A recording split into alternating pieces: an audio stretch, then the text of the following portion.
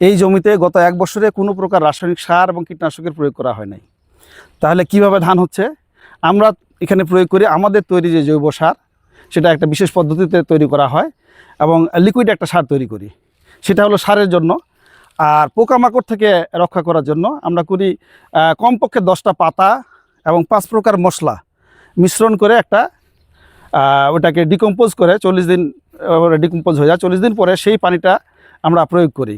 1 litre পানি 10 litre পানির সঙ্গে মিশায় পোকামাকড় থেকে রক্ষার জন্য। আরেকটা প্রয়োগ করি কি নিরাপদ মাটি, যেই মাটিতে কখনোই কোনো প্রকার রাসায়নিক সারের ব্যবহার হয় নাই এবং কীটনাশকের ব্যবহার হয় নাই, এই মাটি আমরা স্প্রে করি। একটা ডাল গাড়ি দেই, আমাদের কোনো প্রকার কীটনাশকের মাজরা পোকার জন্য দরকার নাই।